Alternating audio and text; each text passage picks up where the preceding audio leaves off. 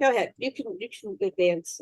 Okay, so basically, what you have to understand is that the people from Nibiru were dominated by who's on top, and whoever people will kill to be in charge. They'll do anything because they're obsessed with this competition of everybody competing with everybody. And what they left us with is governments, corporations, religions, and power elites who steal property, who steal health, who steal environmental resources, and they steal our lives. And they say it's for the good of all. Right. And I call this dominator mindset after Rihanna Eisler's work. And this is from the get-go. This is what their stuff is, and here's what they taught us Earthlings. Rulers will kill so that they can be the ruler. Everybody's always competing with everybody.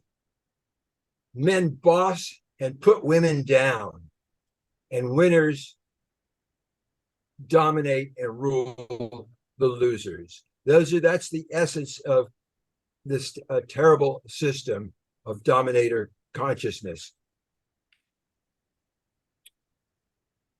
The cabal, the people who run the International Money Fund, the Trilateral Commission, the Council on Foreign Relations, and the Bilderbergers see the entire world as their personal property. They openly support criminal activities. They partner with governments and give them token financial support and laws that support their agendas, their trade. It gives them tariff perks, better media coverage, just everything. The governments and their allies say that what they're doing is for everybody's good. They steal the function of government, the way it's set down by the Anunnaki. And it doesn't have to be this way, is that they steal. They always align themselves with the people who control resources. And they enslave the majority that doesn't have control of those resources. And they tell us it's for our own good. Okay. They'll kill. They all kill. What do you think about kings? And they'll kill their mothers, fathers, brothers, kids. Here's a little example from one of my studies where Alexander the Great killer. He hired. He got a guy to kill his dad, Philip, who was before Philip could kill him and his mother for making it with Prince Marduk. So, but anyway, it's no matter what, these guys will murder. And as we know by looking at all the governments that are going in the world right now, they're still at it. And, the president before this one was going to get his vice president murdered, that kind of thing. That's just part of their game. And as you'll see later on, LBJ, well, we'll get to that. Okay. So another part of this dominator mindset is that men boss women around. They do. They're bossy. And as soon as Marduk, who's known as Satan in the Bible, got control of the earth in 2024 BCE, he fired all the women. The women from all the competing sides said, heck with this stuff. Let's compete. Let's stop competing and share knowledge and health and how to make things. And he fired them all. He was really mad at women, especially because he'd had this huge fight with Inanna. And this culminated, the women are always having trouble under this system. For Jezebel, she's our hero Elvis said, I heard about a king who was doing swell until he started messing with that evil Jezebel. She wasn't evil. You know what her sin was? Her sin was she preached tolerance. This was Jezebel was the daughter of a king of Tyre, the Phoenician, and she was part of. They were going to make a trading thing of Phoenicians and Jews, and no way Enlil, Yahweh, was going to allow that. So he had her murdered. But that's just typical. They all kill each other. And they gave us war. That's all part of it. There's been weapons of mass destruction from the get-go because they used them on each other and they used them on the Dracos, and they've always had that. And the Anunnaki themselves used them at a time when Prince Marduk and his son Nabu were closing in on their spaceport, and Enlil sent Abraham, and who said, "Yeah, Sodom and Gomorrah and those cities in Canaan have gone over to Marduk and to Nabu," and so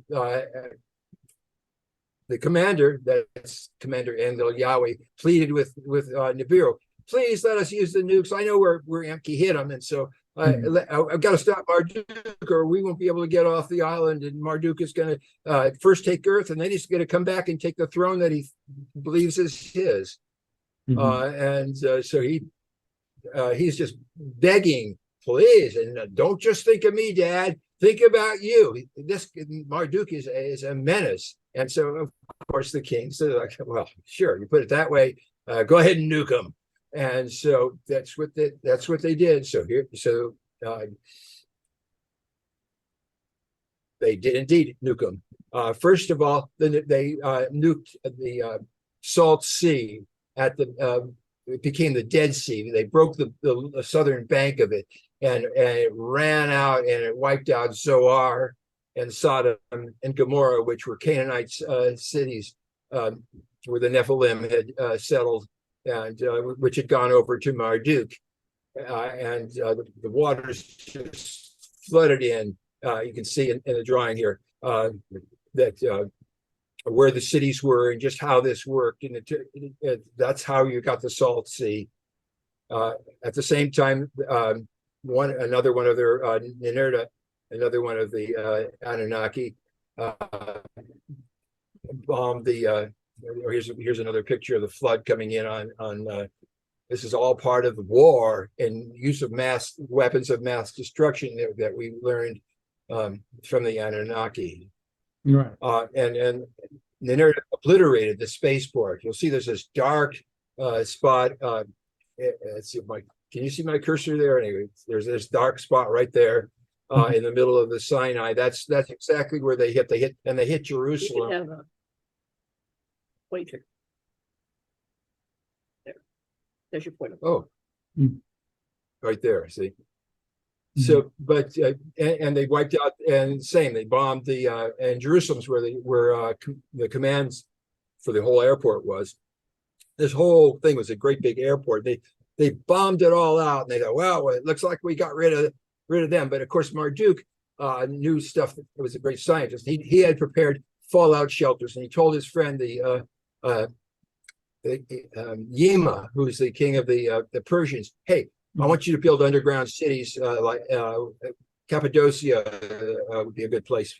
And they built all these, so they were prepared. And also Enki had a fallout shelter too.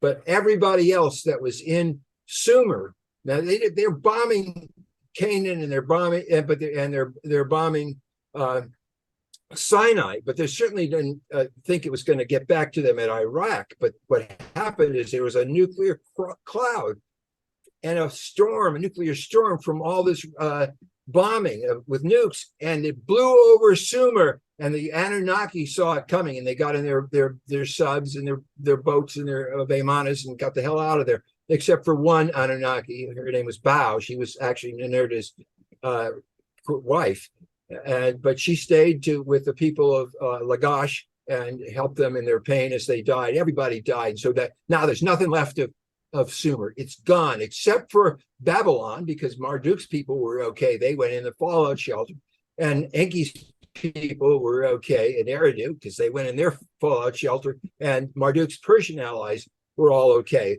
But everybody else just died. And of course, Marduk did a retaliatory run on Inanna's place at Harappa. So basically, this custom of warring is all part of Dominator consciousness, designed. It's just part of their game that we are entrapped in. But it goes on and on. Remember, the Dominator mindset lies and they deliberately use covert provocations. And they continue right through our history. I've just picked a few of them here and there. U.S. agents sunk the USS Maine, and they said, "Oh, Spain did it. We've got to chase them out of Cuba," when the whole idea was to conquer Cuba. Right. But U.S. agents, the evidence I think is excellent that it was done by U.S. agents, and it's the same thing. The Lusitania, U.S. agents, by a lot of accounts, sunk this ship, and then they blame Germany. They'll say there are excuses to go into war.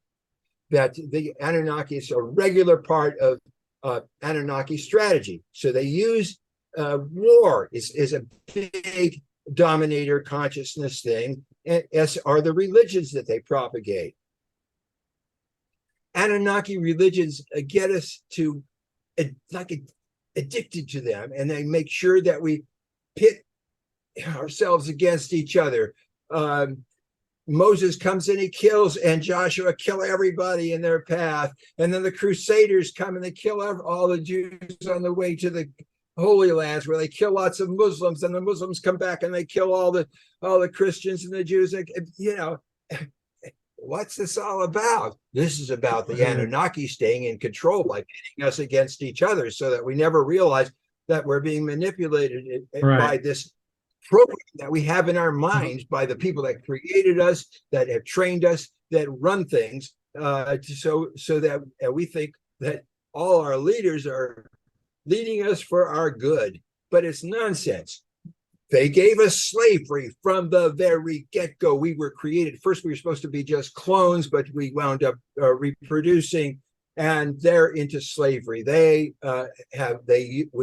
Military conscription is the number one type of slavery. You're drafted. What they say in the Marines. Your soul may belong to God, but your ass belongs to the U.S. Marines. So as soon as people start getting a little power and a little authority and forming a government, they go out and catch other people, and enslave them. And they make them outright slaves, or they take the women as slaves, or so there's many forms of slavery. And one guy, Nanar, actually, he becomes Allah later, said, you don't have to do all this war. All you got to do is get people to trade, and you can make the money off trade and people owing stuff to each other. And that was exactly the same principle that Alexander Hamilton started the U.S. with. He said, we've got to go into debt so that we can do deals with others. So debt is an incredible trap, a way of creating slavery. So people are slaving, and they don't realize that they're being manipulated. And this throughout history, every society has practiced various forms of slavery. And the reality is that the only time in the United States that there was even something like full emancipation was when U.S. Grant was president. As soon as U.S. troops were withdrawn, the South started oppressing people that had been former slaves and their descendants, and it's still going on, as you can tell. Anyway, slavery is part of what they do. And another automatic slavery is the slavery of married women, where you can take little girls that are just sometimes not even had their period yet, and you marry them off in several different countries. And they have no choice, and it's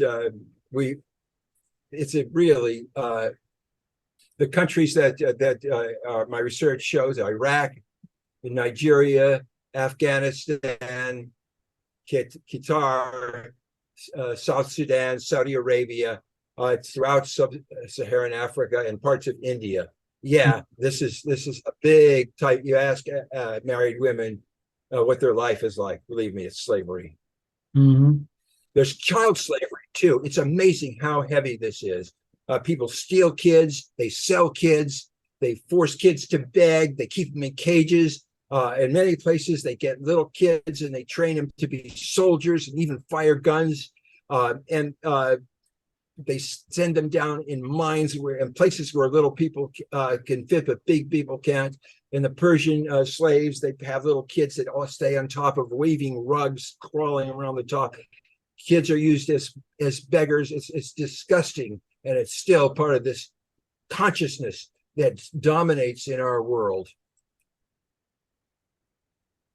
And a question about slavery. One of the big tie-ups that tied up so many people I know was credit cards, chains of credit cards. Anyway, every American except for the oligarchs know exactly what a debt slave is, because we are them. Mm-hmm.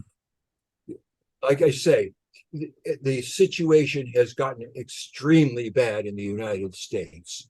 The Klan, these horrible fascists, is very active and very dangerous, and the democracy could be ended. It may or may not go, but it's really happening here. In colonies, that's where whole countries are slaves. Mm-hmm. It's just amazing. And you can see I've got some things from almost every country. Europe has enslaved Africa and South America, and it's you all know the history. It's incredibly disgusting, and it goes on and on and on. Colonialism is slavery, and it's disguised as charity. Remember, the beneficent public narrative is, this is all for your good. Now, President Roosevelt, I've researched this quite a bit, was warned by an assistant secretary of the Navy. Yamamoto's coming. He's coming right straight dab for Pearl Harbor. And Roosevelt said, I know. I cut him off from Southeast Asia so that he's got to do something. We're going to bring him out in the open, and if we can get him to engage us in battle, that means that we can declare war on Germany, because Germany will declare war on us. Well, the defense secretary, no, let me put our fleet in a defensive position then, sir. And Roosevelt says, no, you know what? You're fired. I don't want I need to have enough casualties so that we can save Britain and save the United States and save the world. And it's going to cost us a few sailors, but that's it. We got to do it. Almost. Now, One that I had some research on, another one of these reasons that's used by the dominator consciousness people is that the lie that's President Johnson said a North Vietnamese boat fired on an American ship in the Gulf of Tonkin. Okay, so I actually had one of my patients was on this plane, on this ship, American gunboat, that they hunted down a Vietnamese gunboat and chased it all over and fired at it. It never fired back. It was so outgunned and so slow. They were just trying to survive. But Johnson said, that's enough. Well, we can do it. He used that as an excuse to create a war where almost 60,000 Americans died and 3 million Vietnamese died. And it was terrible. It was horrible. It was disgusting. It's just part of what dominator consciousness does. They'll do anything to get what they want. Another provocative agenda as a spurious cause of war are things like assassinations and things like the Twin Towers going down. Anyone that's reviewed the evidence, it's totally obvious that this was not done by some people that couldn't even fly, and they left their Koran next to the building, and it's bizarre. It was obviously we get reports from firemen, from everybody that said, this building was leveled in some other way. And the Patriot Act was already prepared for months in advance as part of what the Cheney cartel wanted to do, so they could kill Iraqis and get the oil from Iraq. And so, yeah, George Bush Jr. Had the solution. Remember, the way they go is, oh, there's a problem. Of course, they created the problem. There's a problem, mass destruction. They fix it, yeah. They even got Colin Powell to lie for them. Oh, they've got weapons of mass destruction, and they bombed the Twin Towers. And no, that's not what happened. So they lie, and they do these things for the good of the people, they say. For example, the evidence is overwhelming that LBJ was part of planning and benefiting from and covering up the murder of John Kennedy. Everybody that's looked at the evidence that comes up with that conclusion. Of course they did. There is an alternative. The Anunnaki weren't also junk. There was a prophetess among them, a wonderful, wonderful goddess, as they called her. She became what's known as the Earth Mother Goddess. And the